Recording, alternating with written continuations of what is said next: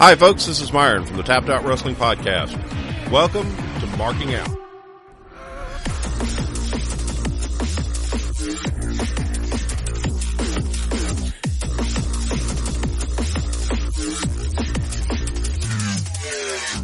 Today I'm joined with Kikyo. She is a women's wrestler going to be competing in the Rise program this next weekend. Hello. How you doing? I'm doing all right. Hanging in there. I've watched some of your matches. I've read a little bit about you online. You have a anime style gimmick.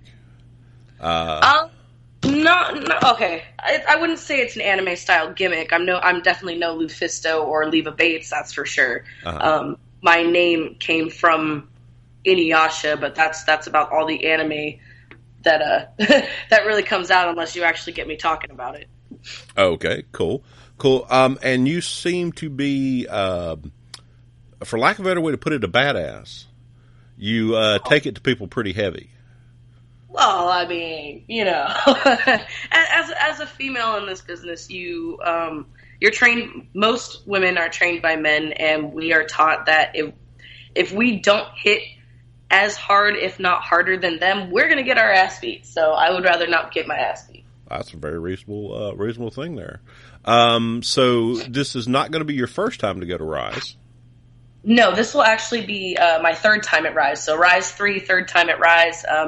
I went and flew myself out to Chicago for Rise 1, and I spent the last $200 that I had on not only the seminar fee along with flying myself out, and thankfully my brother, who already lived in Florida, flew me from Chicago to Florida, and then Rise 2 happened to be in my home state of California at the time, and I got to wrestle Saraya Knight in a gauntlet match. Oh, wow. That one definitely opened up some eyes of a lot of people, and I'm very thankful for the ass beating that I got, or I should say vagina beating that I got. If anybody saw the match, you can go to wrestling. I think it's wrestlingpipeline@equid.com. Yeah. And you can get the footage from that. It's definitely something to watch. Oh, I can imagine. I know about her brutality. Yeah, it didn't feel good. I had to buy one of her shirts off Pro Wrestling Tees because I was just so impressed with her. And looking at her family and their promotion and everything they've got going on out in England, which is a very unique thing they're doing there. Has that been your most influential match so far? Definitely having Saraya Knight to take me under her wing along with Allison Danger and the girls that I've met at Shimmer through Rise. Definitely have to say that one, but also any match that I have with Nicole Savoy, who's the Heart of Shimmer champion. Anytime I step in the ring with her whatsoever, there's you have to elevate yourself. You have to, otherwise you're going to get eaten alive. And having the match with her and having Molly Holly as our special guest referee was a really eye-opening match for us, because we didn't get along at the time, which is something that not a lot of people knew. And we went out there and stole the entire freaking show, because that's what we do. We get put on a card and we make sure that, you might be leaving at the end of the night saying, oh, did you see so-and-so do that big flip off of whatever, or that big dive and blah, blah, blah. But at the end of the night, you're going to have the women on your tongue, period. I mean, whether or not you have them on your tongue, at the end of the night, it's up to you, but, you will definitely be talking about them. Oh, wow. Okay. I saw the match with you and Shotzi Blackheart. That is at Goldmine? Yeah, it's at Gold Rush Pro Wrestling. We happen to be at the Gold Mine. Reach for the Gold is usually one of their bigger events, but the Gold Mine is a little bit more set up for the certain events that do happen at Reach for the Gold. Okay, I'm not familiar with that promotion, so that's something I'll have to watch some more of. But y'all both got split open. Oh, my God. That we did. That was brutal to watch. I've been working for Gold Rush for 3+ years now, and of those 3 years, 316 days of that, I was the Lady Luck champion. I am the current longest reigning, nobody will beat me unless Shotzi somehow has that belt for a full year, that's the only way anybody's beating me for longest reigning, period, whether I have that belt or not. So we'll see how Shotzi handles the pressure of being Lady Luck champion, because it's as much fun as it is to be on the top. You've got every single woman, not only just in California after that belt, but every single woman in the country, because this belt hasn't just been in California. It's been in Oregon. It's been in Nevada. It's been in Mexico. It's been in Canada. It's been in Japan. It's been in Europe. It's been everywhere. So you've got the entire world after you for this belt. And it's a beautiful belt, too. Oh, my goodness. That's the prettiest belt I've ever owned. Oh, I'm a little upset that it's not mine anymore. But are you a big mark for old belts? Or I was very happy when I saw it, and it made me think of the old IC strap, and I was just wow. Ooh, a white strap is always beautiful. Always beautiful to have a white strap. So I saw something about you've been a wrestling fan your whole life. Who told you that? I did some research. What birdie do I have to strangle? I've literally been watching wrestling since before I was born. Like, my mom was going to wrestling shows while she was pregnant with me. Ooh.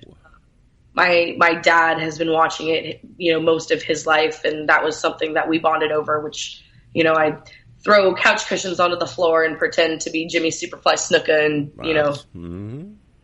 run around shaking things like the Ultimate Warrior and wrestling around with my brothers and my cousins and whatnot. I remember growing up as a child watching it on the floor at my grandmother's house back when the TVs were like giant pieces of furniture. So you could lay on the floor and watch wrestling. Yep. That's where I saw the trainer at the new Rise show. I grew up in Birmingham, and Dr. Tom Pritchard was all over television, Continental Wrestling, Southeastern at the time. And I've always had just an absolute total fanboy from him. I can't lie about that. Did you get to see anything besides WWE growing up, or? I watched we flipped back and forth when it was on, the Monday Night Wars, and we flipped back and forth between WCW and WWF. But I wasn't if my dad didn't watch it, it didn't get watched in the house. So I didn't really, I was a good kid. Like, I didn't sit there and search for ECW or screw around on the internet and find out that there was other stuff. My dad never watched Glow. Because I just asked my mom about it now that the new Netflix series is out, which is amazing, by the way, if anybody hasn't caught it. I've got to do that. Yeah, it's really, really, really good, and it's funny to watch some of the stuff that goes on where they're trying to learn how to do a crossbody, and she's like, I don't want to jump, I'm scared, oh my god. And I was like Ruth, and I'm like, no, just freaking do it. Like, you'll be fine. I'll catch you. And if I don't catch you, then I'm going to take the hit. Like, don't worry about it. Like, I got you, bro. And now, I'm old enough to have watched Glow when it was on TV the first time. I was in high school. Okay, it was in high school. I watched it. I was enthralled by it as a young male. But it also was a good program. And I had a lot of fun watching that. I've definitely seen some stuff here and there, and I have yet to actually sit down and watch full episodes from back in the day. But I'm pretty good. Not pretty good. I mean, I'm friends with Hollywood from Glow, and I got to work with a lot of the women at CAC this past year at Cauliflower Alley Club. Oh, wow. And those women hit hard, man. I got some scraps on the outside. It was a lumberjack match between Malaya Hosaka and Bambi Hall's sister Liza. And it was so funny watching all of these 40, 50, 60-year-old women around this ring, and they're just fighting, man. They're just brawling. All of a sudden, I'm helping out one of my one of my bad guy friends, and next thing I know, my hair's getting pulled by some 45-year-old chick, and I'm getting pounded on. I'm like, oh my god, I gotta fight for my life. This is ridiculous. And then I'm standing there with La Rosa Negra, and we hear this big smack, and we're like, what the hell was that? And we see the little one running around with her flogger, laughing maniacally, cackling. And we just looked at her run. We looked back at each other, and we died. We were literally in tears and on the floor, not even figuratively. We were on the floor laughing so hard.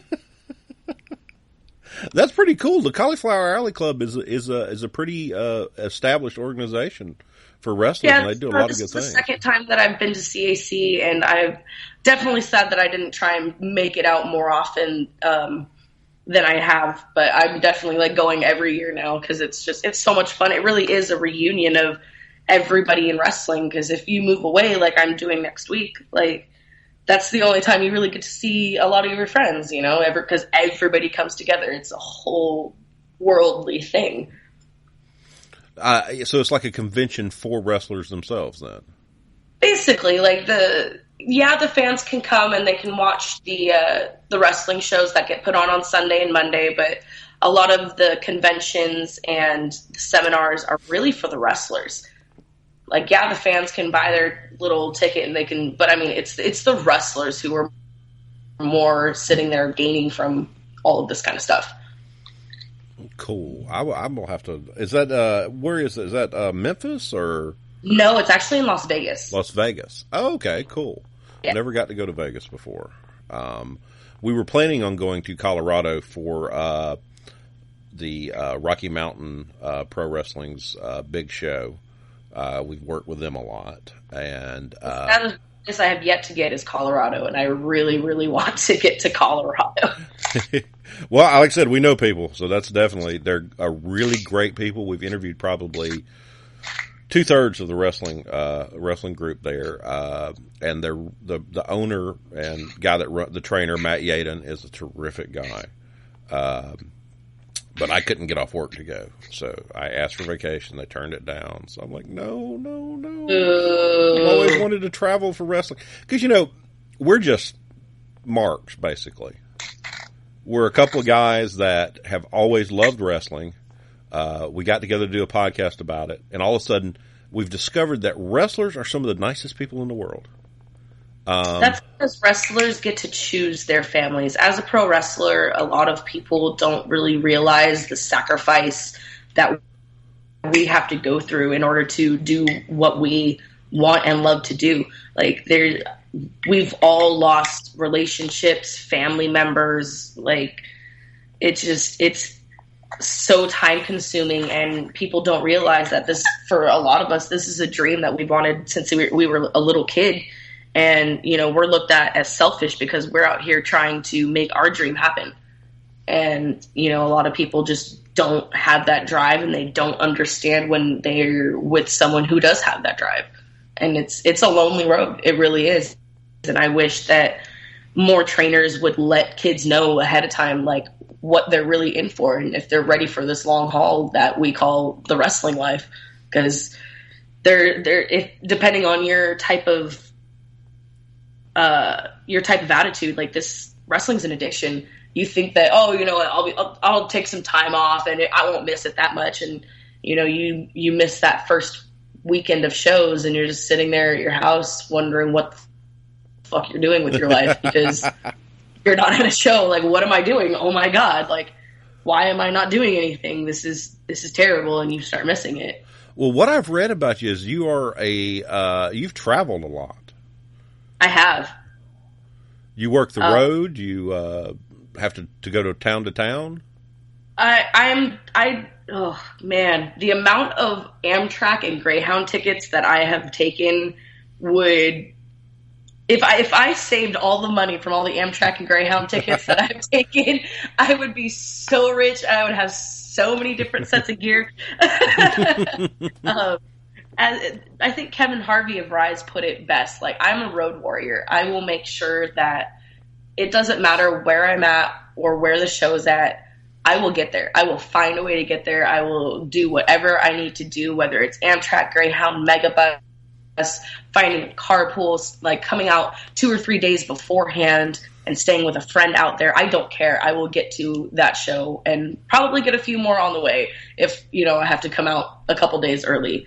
Like I said, I spent the last $200 that I had on flying out to Rise, and look at me now, I'm on the Rise roster. I have an open contract for the 7th, so whatever girl on the Rise roster is feeling froggy enough to try and come at me, there's an open contract there for them to answer to. Well, there's some pretty big talent going to be at that one. I looked at, we've been promoting it. It's this weekend we're going to do a Rise theme weekend on our podcast. I talked to Kevin. I talked to Angel Dust yesterday. You mean Zoe? Yes, but there's that window of kayfabe in there somewhere that we did not know where to go with. So she's got something weird going on because I watched her promo. You know what? Rosemary has gotten a hold of Angel Dust. Like, yes. I don't know what Rosemary and her little creatures have done to poor little Angel Dust, but I mean, Angel Dust is no more, and now this like creepy Zoe characters around. Like, yeah, that promo was scary. That's because Rosemary's scary. Have you met this woman? I have not met her, but I've seen her work. My favorite part was the whole thing they did with the Hardys, with the mist and all that other stuff, and I was like, "Oh yeah, of course." Like I'm lucky enough to be on her good side. All right, and I aim to keep good. That's good. Just talk about the Princess Bride. You'll be all right. Oh well, everybody's got their own little thing they like. It's amazing the amount of people that y'all have got coming out to this. You've got lots of talent. It's Kevin. I mean, was such a great interview because he really is passionate about what he does. You could tell that this is his thing. He enjoys it. Well, I mean, he's been around women's wrestling for 15 plus years, helping out with Shimmer and Prazak with everything that they've done and stuff like that, and he. As much as people think that it's a skeptic thing, like, oh, I don't know if I should really do a Rise thing. I don't know if I should this, that. It's like, no, like, look at the people who are putting this on.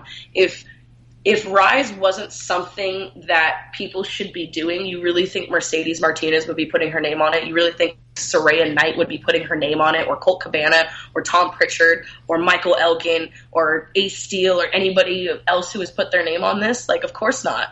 Why the hell wouldn't, no, this is an opportunity of a lifetime, and if it wasn't for Nicole Savoy telling me to get off my ass and do something, I wouldn't be doing what I'm doing now. I probably wouldn't be moving to Florida, and I wouldn't be having the opportunities that I have presented to me right now.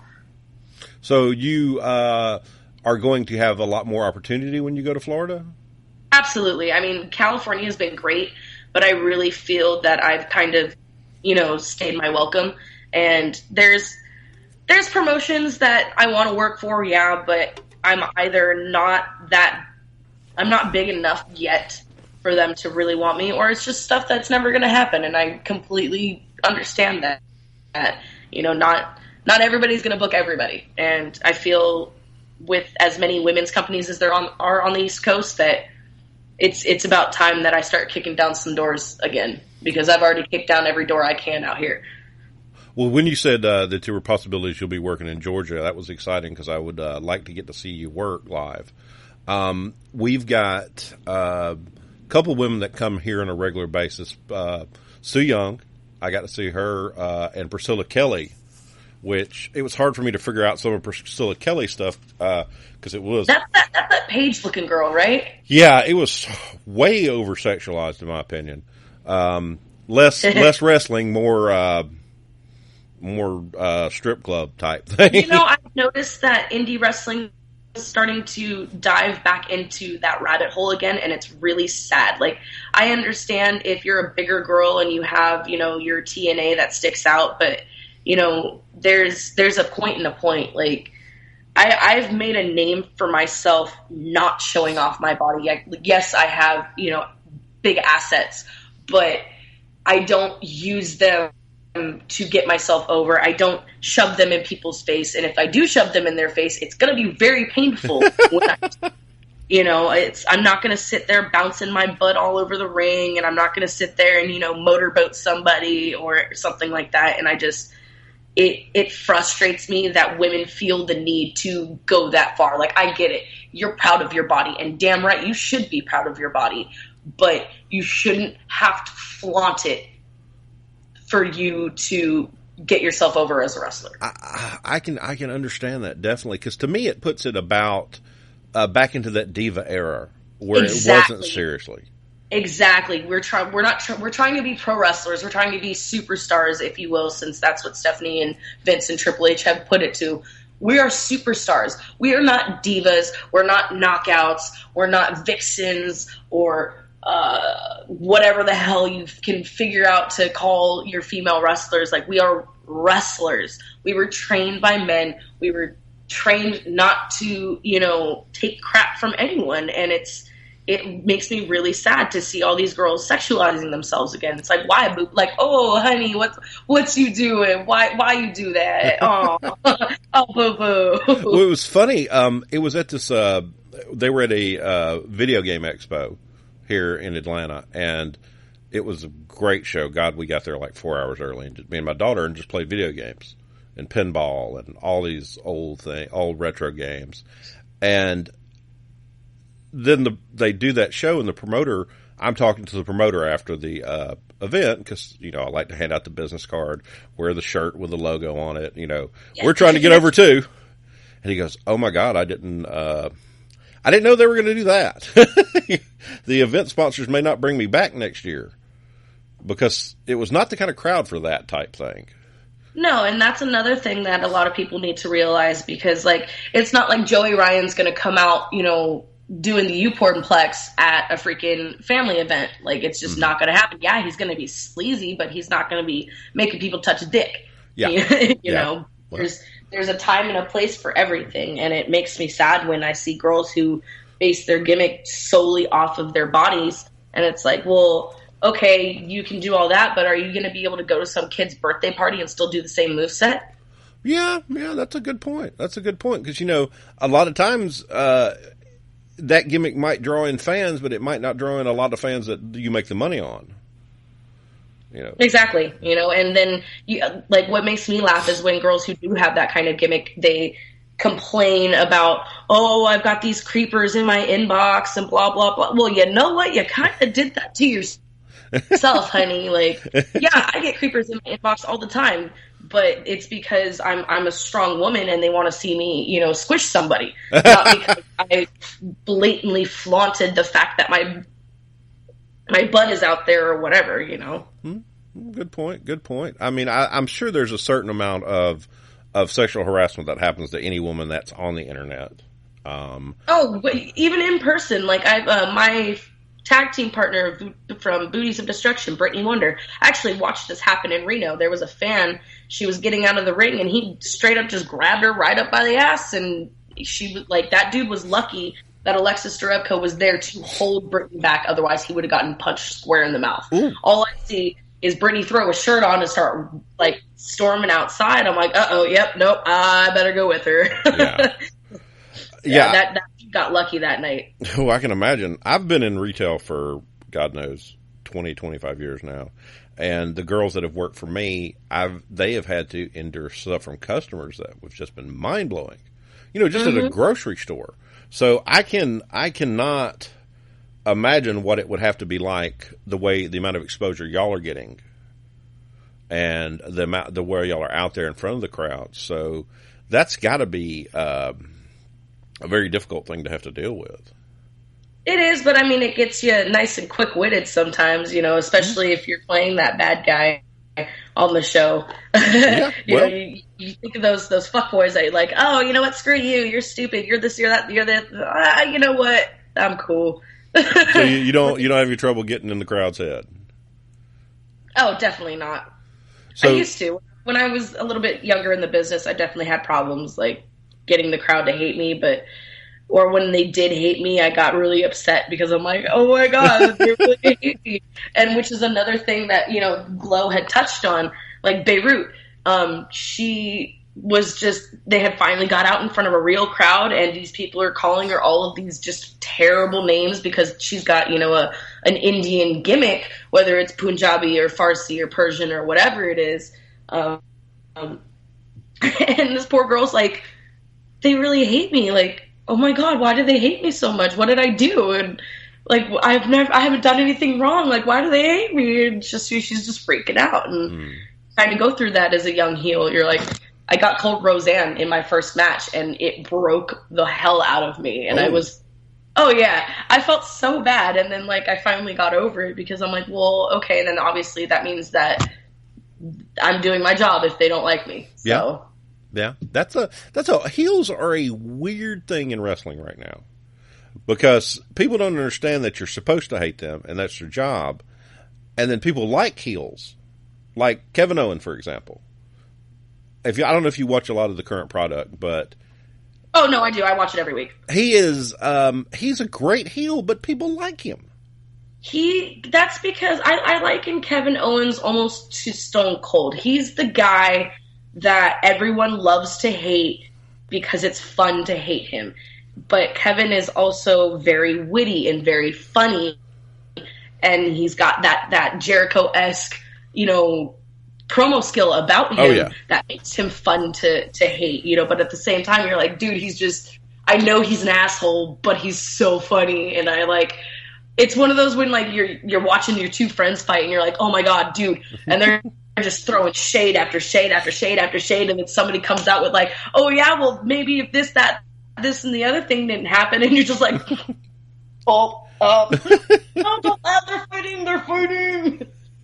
Well, who is the heel that you think you've taken the most from? You know what? That's probably a better question for somebody who sees, like, I have a weird thing. I'm a muse, and I can find ideas and think of things for absolutely everybody else. But then when it comes to me, I'm like, I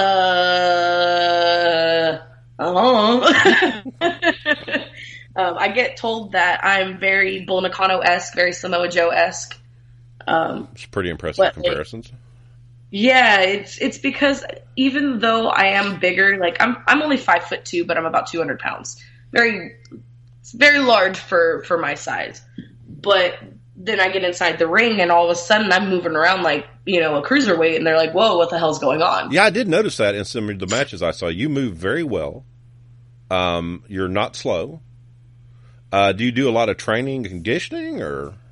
When I was younger, I was in lots and lots and lots of sports. I did tap, jazz, ballet, cheerleading, gymnastics, soccer, color guard. I tried out for water polo. I wrestled in high school. I danced in high school. So it's just stuff that I've just always been an athletic person. And when I turned like 17, like it's like right after you graduate high school and you get lazy as hell because you don't go to college or whatever, and you just start like putting on weight, and it just never really came back down. Well, I can imagine because as soon as my senior football season ended, I've never been athletic again since. Yeah, I was sitting at home at 19 years old, and I'm like, you know what? Like I told myself, and I told everybody else that ever picked on me or bullied me, that I was going to be a pro wrestler and I was going to show everybody. And I'm sitting here and I'm 19 and I'm like, you know what? Why am I sitting here by myself doing absolutely nothing? Like, so I did a Google search, and the next month I was trained. Okay, so that's how you found your trainers in your school. Yep, I did a search, and the first thing that popped up, of course, was all pro wrestling because of Beyond the Mat and whatnot.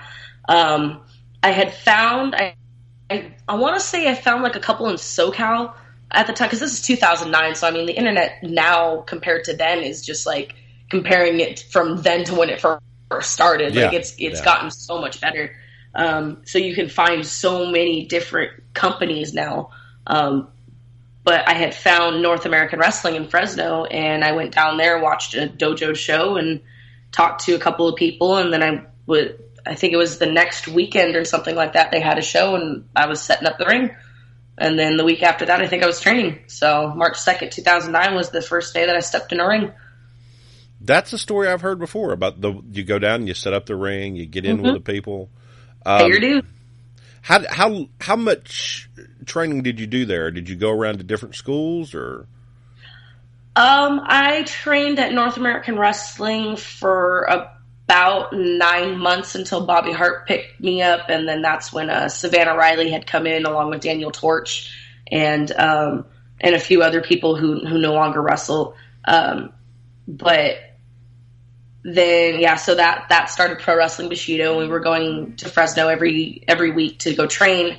Then we started training Modesto, and I was with Pro Wrestling Bushido for 3 or 4 years, something like that, before I finally moved out to Sacramento, and I started training with Supreme Pro Wrestling.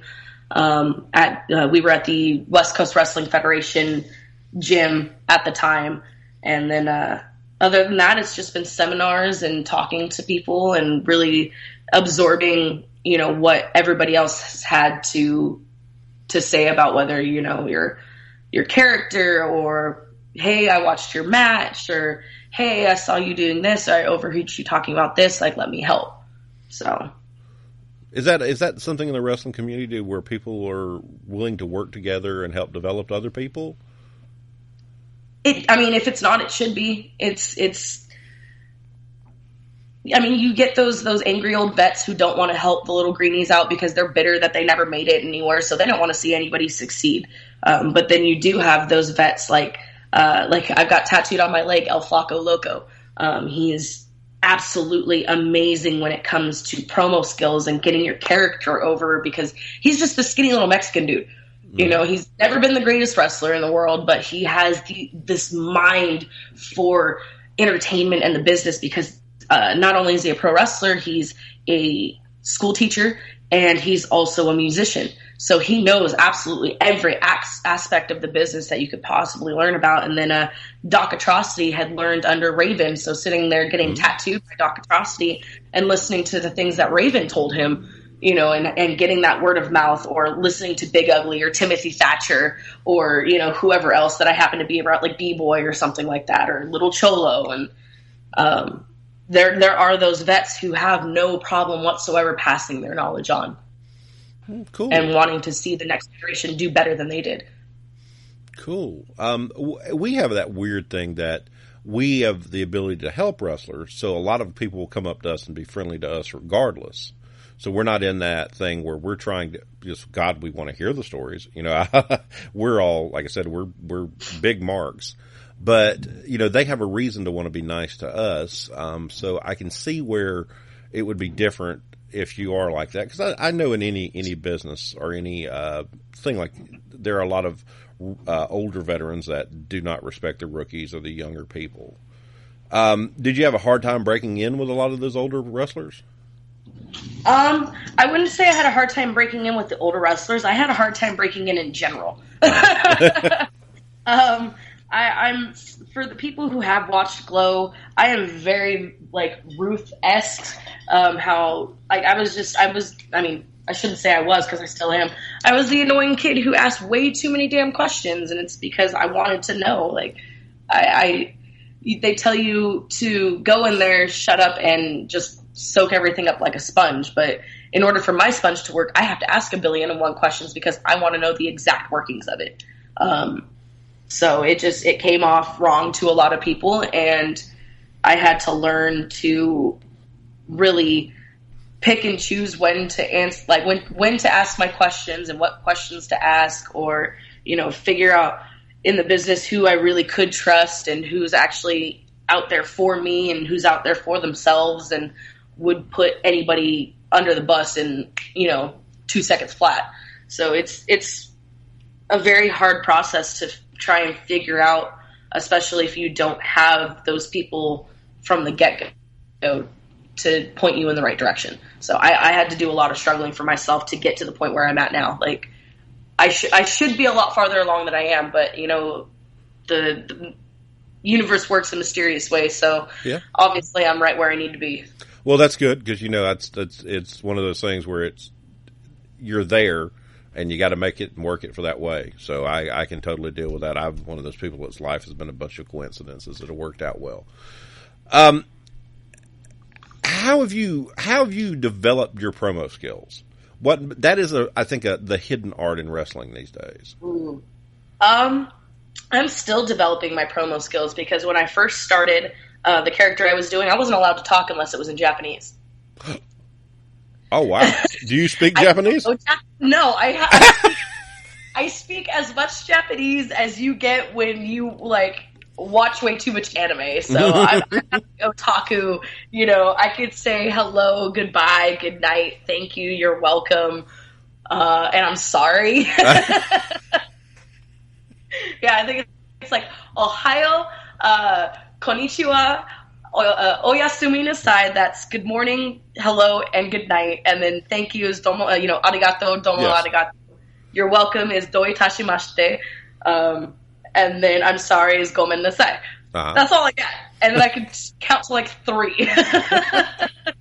But you were able to make a gimmick out of it.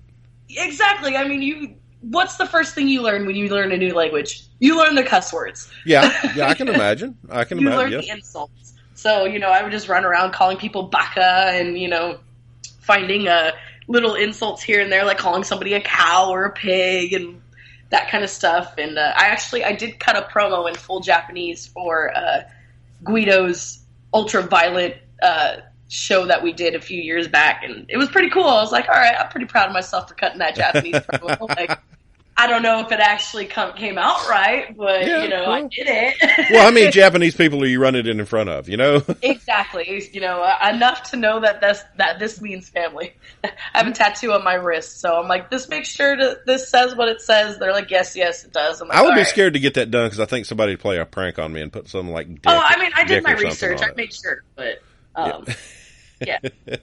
But actually starting to do promos, like when I transitioned over to Kikyo and I was actually able to speak, English and talk to people and stuff like that, I thought about how you always sit there and think about how people fight and they talk way too much. And you don't want to do that. You want to get your quick little jibber jabbers in there, like your little like poke just to piss them off. And then it's like, all right, well, what are you going to do about it? I just said this to you. What are you going to do about it? And working with Kevin Harvey has really helped a lot in the last several months because he can break down a promo like nobody's business. And it's always like, well, why are you doing this promo? What's the reason for it? The fascinating thing I found with Kevin Harvey was that man can talk solid. Oh, definitely. I mean, he is the guy.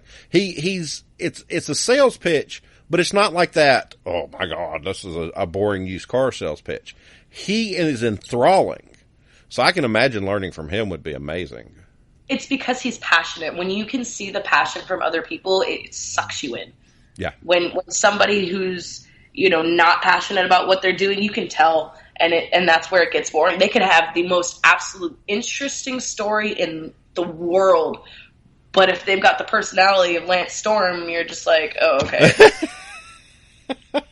Love you, Lance. I always loved Lance Storm, and it always sucked that he got the rap that he did for being he was next to Chris Jericho. He came up through with next to Chris Jericho. They traveled, and you hear the stories that Cornette used to tell about Smoky Mountain Wrestling. And next to Chris Jericho, I don't know how anybody could look good as far as talking. I mean, Kevin Owens really just like knocked it out of the park. I am really sad that they took that out. Whole Festival of Friendship was one of the best things. Can you imagine Kevin Owens now with like prime Jericho from like the early 2000s? Ooh. Yeah. Like think about that. Jericho, not Jericho, but Owens, because I remember watching as Kevin Steen, watching him through Gorilla and ROH and whatnot. And he always had that kind of Jericho-esque quality about him. He was just a bigger dude. Uh-huh. And it's just, it was so nice to finally see, because Jericho being the obnoxious douchebag that he is, he'd take his scarf off and he'd hand it over to Kevin, and Kevin would fold it all nicely and screw this. The hell am I holding this behind me? I think that worked out well for both of them. They had a hell of a gimmick for a while, and I really enjoyed that. I'm just sad that they broke up Enzo and Cass. All right, I'm still really sore on that subject. Oh yeah, we were sitting there Monday night, and my girlfriend was like, "Well, I told y'all they would get back together and they'd be friends again." And then when he slammed him down, I'm like, "Told you." I'm sitting there and I'm watching it because I watched the breakup, and I'm like, "Oh my God, Enzo's crying. I'm gonna cry because Enzo's crying." And then he comes out the next week and he cuts this big heartfelt promo, and I'm just like, I relate to Enzo so much. Like, me and Enzo he's my spirit animal. That's who Kikyo is under the mask. I'm annoying. I'm always there, just blah, blah, blah, blah, blah, blah. And there's always somebody behind me who has to freaking come in and save me and clean up my mess because I'm writing checks that my body can't cash. And, you know, and he just like, oh yeah, you know what, I forgive you. Like, it's totally cool. And I'm sitting here, I'm like, no, they wouldn't give that to us. I mean, they know the fans are upset, but all right, they're walking to the ramp. I'm like, he's going to kill him on the ramp. Yep, that's what's going to happen. He's going to kill him on the ramp. And he just, boom. I'm like, yep, there it is. I freaking knew it because that's what I would have done. let me gain your trust. Let me just, and there it goes. This has been a tough year for betrayals on the main roster. Right? The Ciampa and Gargano thing was brutal. Oh, that broke my heart. Oh, that broke my heart so bad because I thought they would at least bring DIY up to the main roster to fight the Revival or fight just freaking anybody, and then they broke them up, and I'm just like, dude, no, what are you doing? Break up the Authors of Pain or somebody else. They don't have enough personality to break those guys up. Oh God, I know. I mean, that's Paul Ellering is toting those guys, you know, which because they're not meant to be guys who are, you know, supposed to be personalities. You know, they're meant to be guys who wreck everything. Like, you've got heavy machinery now coming in, and they've got the personality, or at least the bigger guy does. And they're kind of funny. Like they come out and they're big, giant, and they're huge, but they're kind of funny and charming because they're like that good old country boy who works out in the woods kind of thing. But they're not lumberjacks. They're probably like on the construction crew that works up in the mountains, you know. Mm-hmm. And if anybody's going to take out AOP, it's probably going to be Heavy Machinery. Yeah. I don't really see anybody else coming in and doing it. Now, do you see yourself working up to the big leagues? Definitely. Absolutely. Like, that's been the goal since I was a little kid. Like, you know, I wanted to be on TV. I wanted to be in WWF at the time. You know, I wanted to be a diva, and it just, I'm already, I feel like I've hit the top of somewhat the indie league, and now with the opportunities that I'm getting, I'm starting now at the bottom of the professional league. Yeah. Yeah, working your way into Shimmer's a pretty big deal as far as the women's wrestling, from everything I can tell, and then working your way up to the Ring of Honor has the Women of Honor now, and the seminars they do. When, I found, you know, when ROH started doing the Women of Honor, I'm like, all right, that's cool and everything, but I mean, back in the day, watching Daisy Hayes and, you know, all those girls get to do what they want to do and wrestle the guys, it's like, I'm happy the women's revolution is what it is because we are getting that much more opportunity, but at the same time, it's kind of segregating us. And people aren't allowing intergender wrestling anymore. So now we've got to sit there and fight. It's like, okay, yeah, no, we said equal opportunity, but now you're not letting us have that equal opportunity. Oh, you guys have your own show and you get to wrestle this. No, well, why can't I go out and wrestle this guy? Well, he's a man. Okay, but you were fine with this, you know, a couple of years ago before this big women's revolution thing happened. Like, why can't I wrestle so-and-so? Well, the storyline's not right for it. Okay, so we can cut a couple of promos. Like, why can't I wrestle? You're not giving me a reason that I can't wrestle him. Well, just because I'm this is a good topic, and it's something that I don't know that much about. I'm just now getting to watch a lot of these matches, and the intergender thing has not been anything I've really ever seen a lot of. Do you believe it is limiting to not do intergender?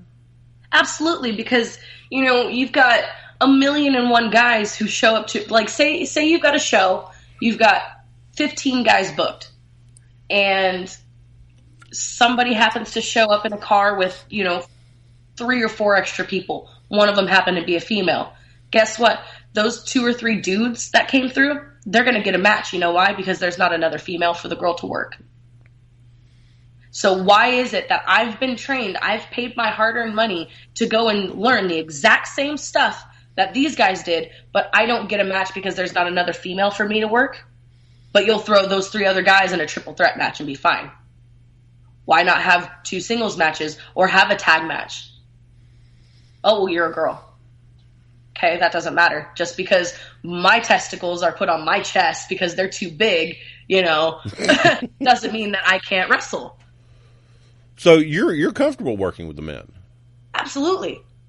Absolutely. Like I said, I was trained by men. We were all trained by men. So why can't we wrestle them? That's the thing.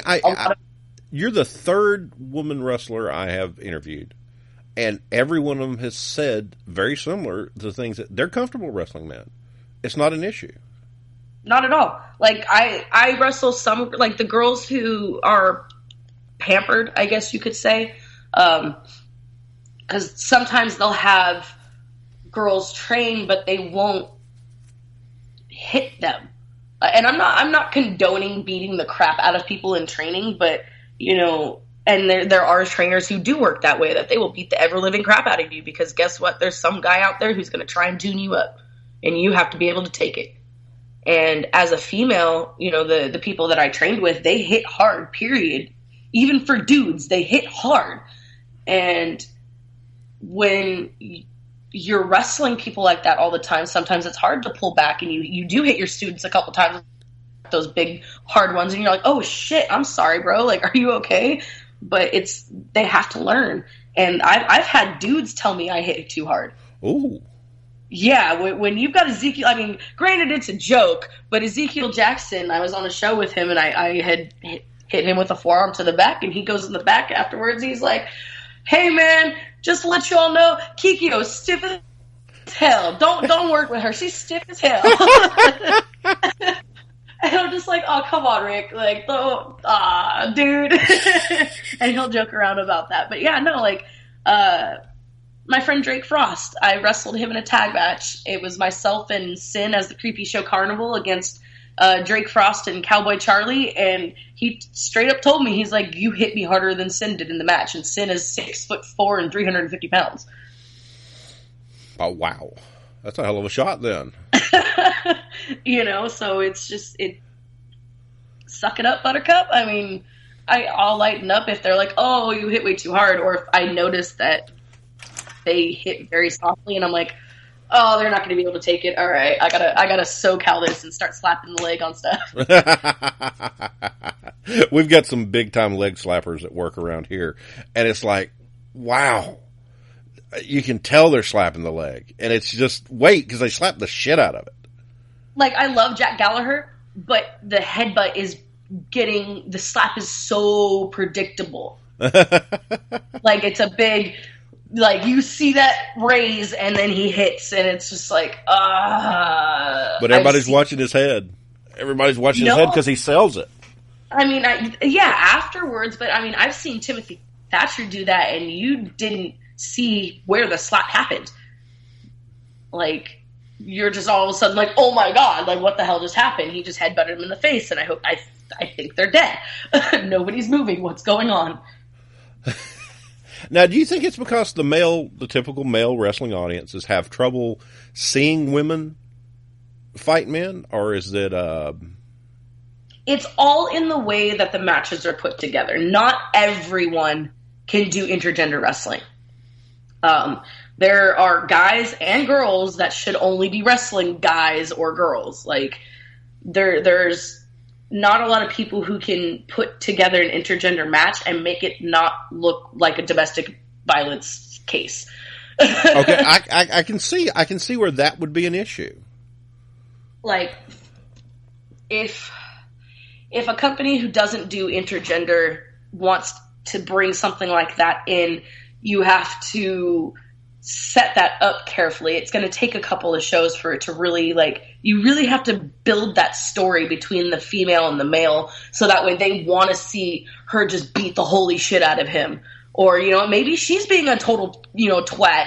Like right now, Alicia Fox, I know that if Cedric Alexander hit Alicia Fox with that backbreaker, everybody would pop. She's such a freaking twat. Yeah, she's doing a good job with that. She's selling that. Like, granted, they had Sasha Banks and her going at it for a while, but I mean, I'm pretty sure everybody just wanted to see Cedric Alexander hit that backbreaker on Alicia Fox and let it just be done. I think though, you can't put that on the programs they're trying to sell ads on. That's a big deal with them right now. They are trying to market to a broader audience and sell ads, and I don't know if they can do that in the time slots they're in. I mean, WWE used to do it back in the day, and Dean Malenko had several matches with women, Lita especially, and those matches were good. Like, well, it's hard to imagine Dean Malenko not doing a good match. Pretty much, but I mean, they used to be able to do that, like with the time of China in the 90s and the Attitude Era, and when it was right before they really started doing way too much sexual stuff, and it was actually about the wrestling, because the wrestling in the 90s was on freaking point. Oh yeah, my God! Like you had the crap match or two here or there, or depending on what show Vince Russo was running at the time.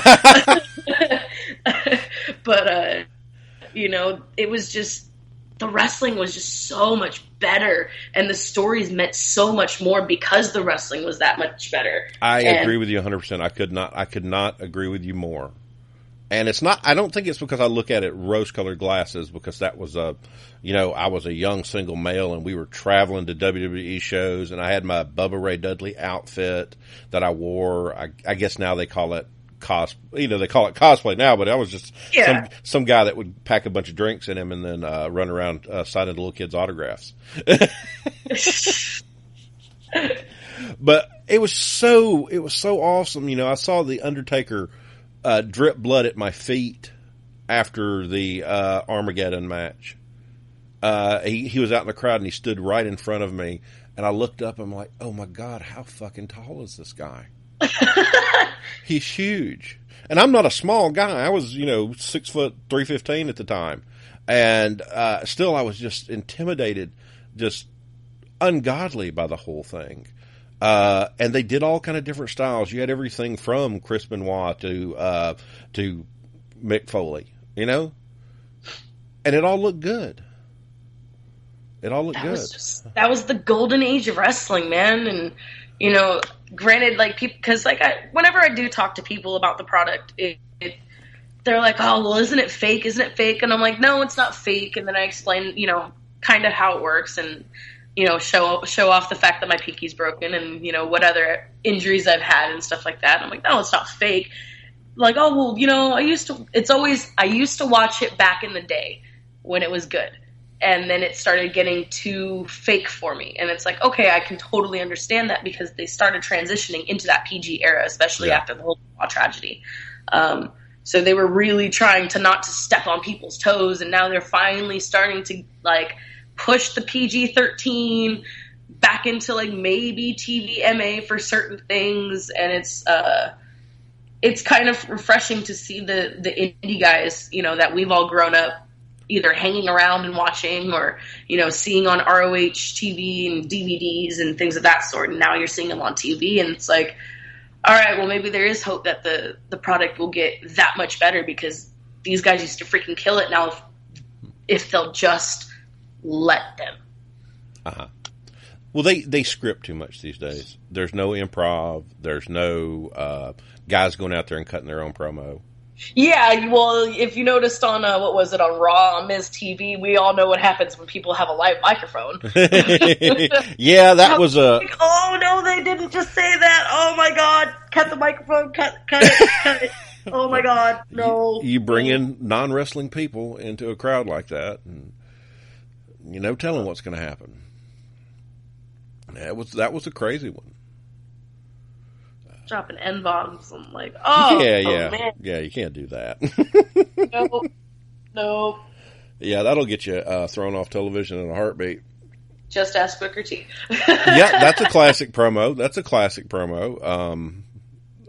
God, Vince McMahon threw one out at John Cena one time. Oh, wow. Yeah, I didn't know that. On TV, he's all, what's up, whoa! Like, what? You the oldest, whitest man on earth. When I think about him being my mother's age, it just shocks me.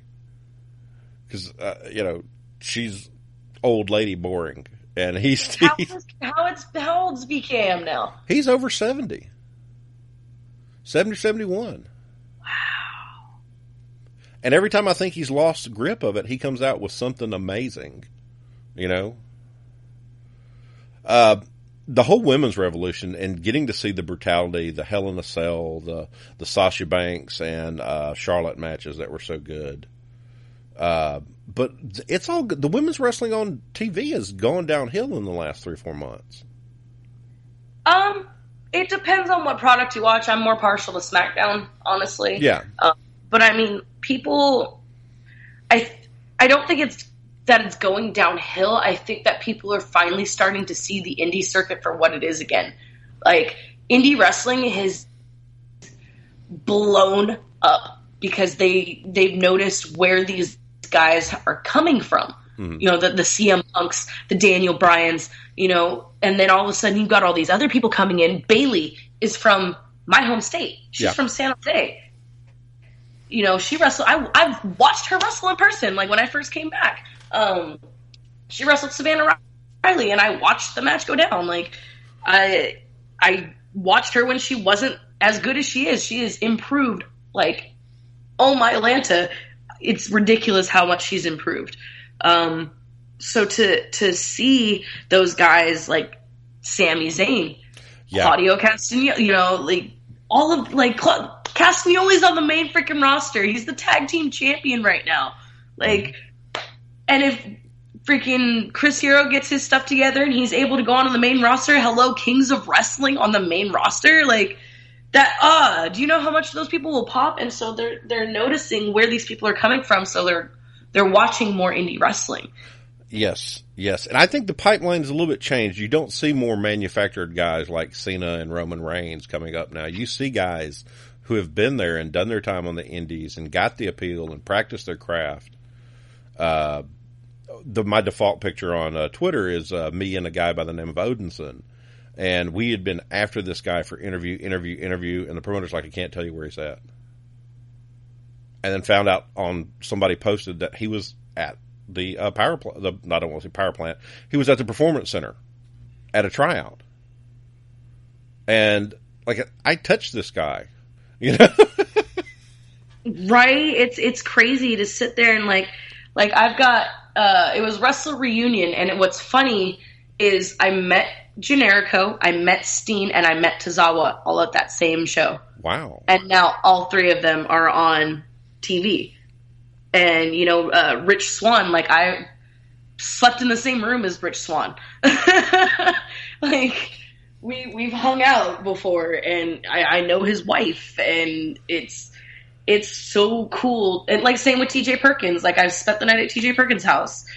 And I know his wife. I wrestled his wife, actually. Oh, I didn't know he was married. Like, yeah, it's crazy. And to see my friends getting to finally do what we've all been wanting to do forever, like, that's why people are really, they see the heart that indie wrestling has.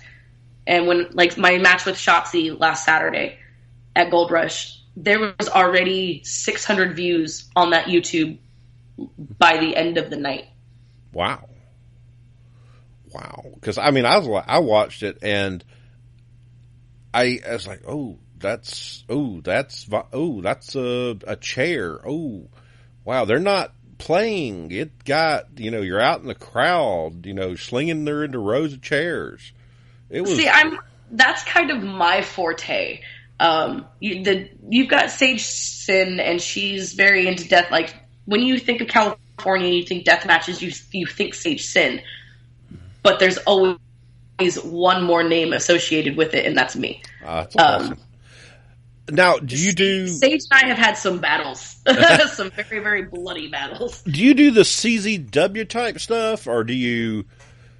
I've watched CZW, and I've watched Matt Tremont, and, you know, Jun Kasai, and Masada, and I'm just like, y'all can just kind of suck it. Yeah, it doesn't appeal to me in the slightest. They do some shit. Like, I'll throw a couple light tubes here and there, or, you know, some thumbtacks. I don't do bar anymore. The thumbtacks were insane. When you pulled out that sack of thumbtacks, I'm like, holy shit.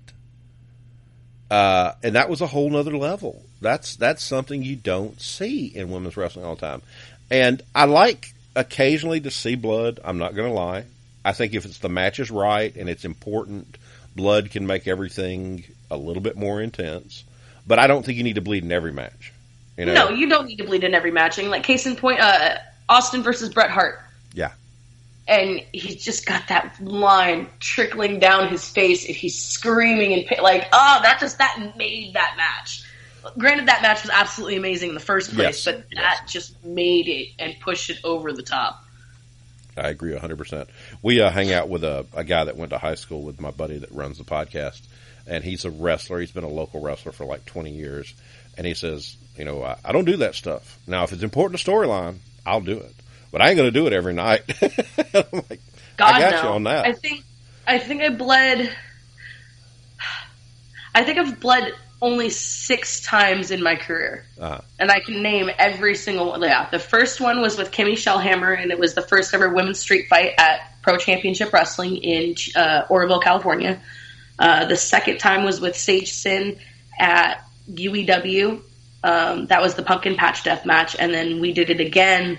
I think it was like 3 or 4 months later. We had a best of 5 barbed wire board match. Then we had another match in Oregon, and that was, I think it was just like a death match in general. And then I had one like 2 or 3 months later with Wade Hess, and that was a Fans Bring the Weapons match. And then a Fans Bring the Weapons match. Uh-huh. I've heard of those. Those are interesting. I what used did a they plunger. Bring? There was a plunger. There was a satellite dish, like a full-on giant. Full-on satellite dish. There was a pool noodle. There was silly string in there. There was a cheese grater. That's the one that's always scared me, is the cheese grater. Oh man, I'm honestly more scared of pizza slicers after my friend Mike Hayashi just got blasted open by a cheese I have heard of people using those. Maybe my stepson actually earlier tonight we're talking wrestling, because that's the thing. He has gotten so far into this, and he was telling me about the cheese grater match. And wrestling has given us something to bond over. We don't share a lot of similar likes, except for video games. And having wrestling as something to talk about has been a wonderful thing for us. And I kind of miss that, with my friends now that all my old wrestling buddies are going off to do other things. And so now I've got a kid that's super interested in his enthusiasm for the product and all wrestling. It's just so cool. It's just like I was when I was a kid. I really like finding people who are like if they'll ask me. Actually, it was right after my match. My coworkers had brought one of their friends with them, and he liked wrestling. He's like, "Well, do you watch any Joshi stuff?"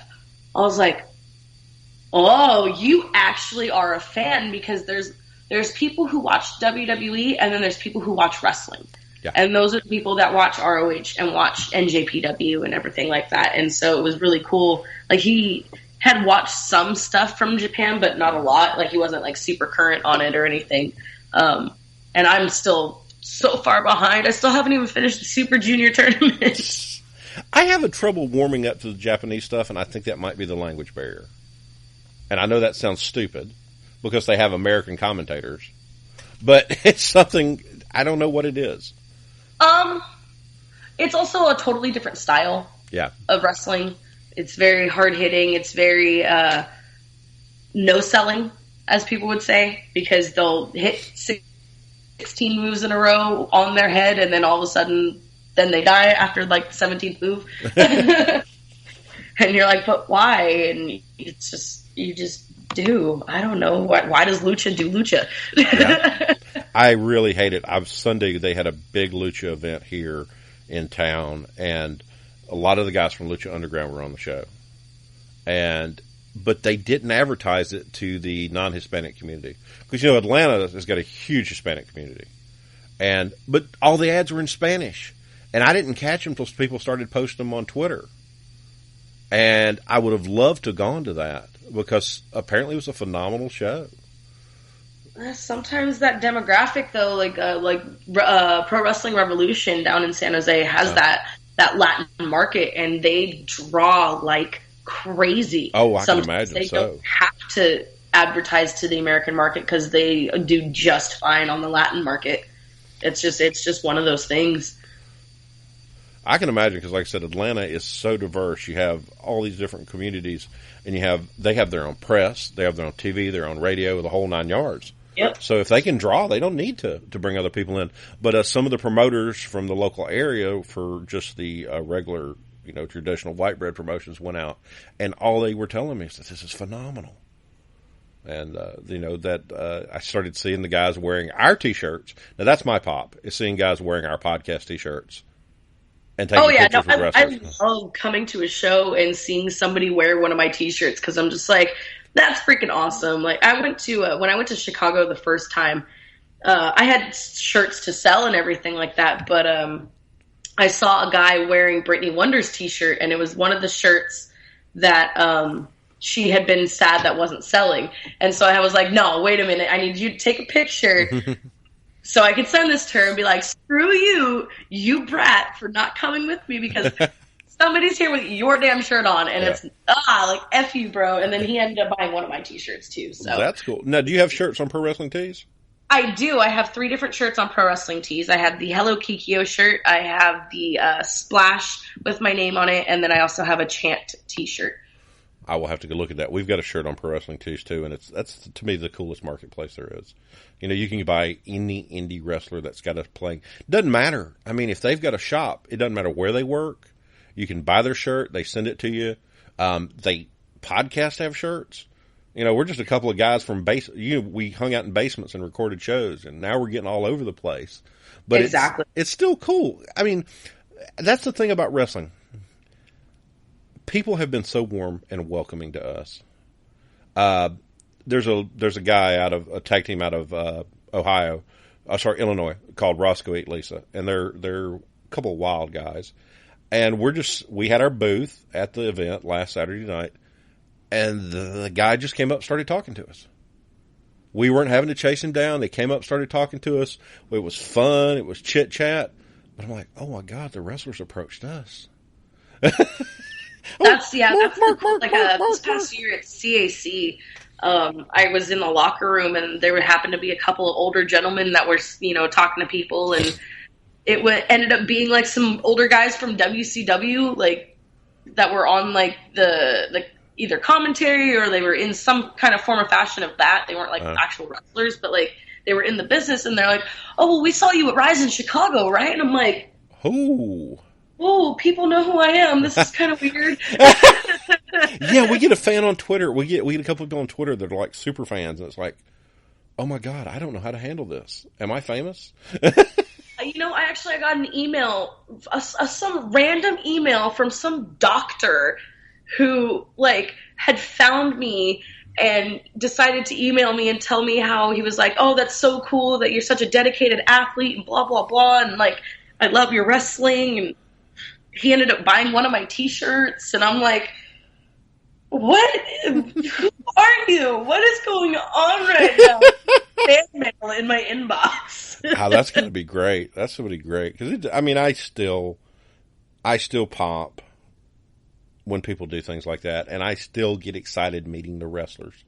He says my shirt makes him feel empowered, and I'm just like, this is amazing. My favorite thing about Pro Wrestling Tees is they actually have shirts in my size. Because you go to any live event, be it WWE or anybody else, nobody's got anything bigger than a 2X.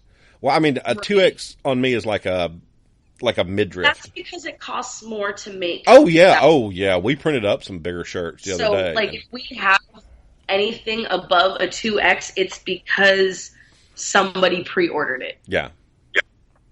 Oh, I can imagine. So I'll have to get on your T-shirt store and see what we got there. I'm pretty sure mine goes all the way up to 5X. Yeah, everything on Pro Wrestling Tees does, because I've got some really cool stuff off there. I get on there and be like, oh God, I watched that person, I know that person. So it's a lot of fun. Have you got any place that you're going to be besides Rise that you want to promote or talk about?